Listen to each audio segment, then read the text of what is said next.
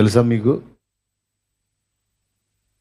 వాళ్ళకి ఆధిక్యత ఇచ్చి దైవ సేవకులకు దేవుడు ఆ కృపనిచ్చాడు. ఇంకా ఏమేమి ఇచ్చాడు? వాళ్ళ కన్నీళ్లకు విలువనిచ్చాడు. వారి ఆశీర్వచనానికి విలువనిచ్చాడు, శాపవచనానికి విలువనిచ్చాడు. వాళ్ళు ధరించిన వస్త్రానికి విలువనిచ్చాడు. వాడినటువంటి ఖర్చీఫ్ని దేనికి వాడతాం? ముక్కు తుడుచుకోవడానికి, మూతి తుడుచుకోవడానికి వాడతాం.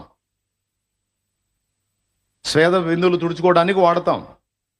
దైవజనుల వస్త్రం, అందులో స్వేద బిందువులు కదా, అంతే, చెమట చుక్కలు. స్వేదంతో తడిసింది ఖర్చీఫ్, వస్త్రం, చేతిగుడ్డ, నడికట్టు.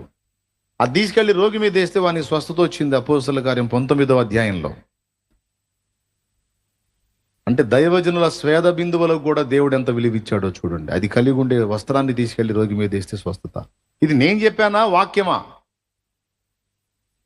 దేవునికి స్తోత్రం కలుగును గాక. ఈ రకంగా చెప్పుకుంటూ పోతే అనేక ఆధిక్యతలు ఉన్నాయి. పలికెళ్ళిపోతాడు, తర్వాత జరిగింది కార్యం. మనకు అర్థం కాదు. పలికెళ్ళిపోతాడు.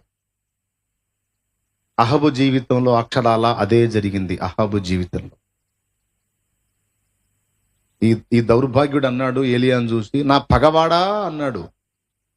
దైవజనుడు నీకు శత్రువైతే, దైవజనుడు నీకు పగవాడైతే, దేవుడే నీకు పగవాడైపోతాడు, జాగ్రత్త అని వాక్యం గద్దిస్తుంది.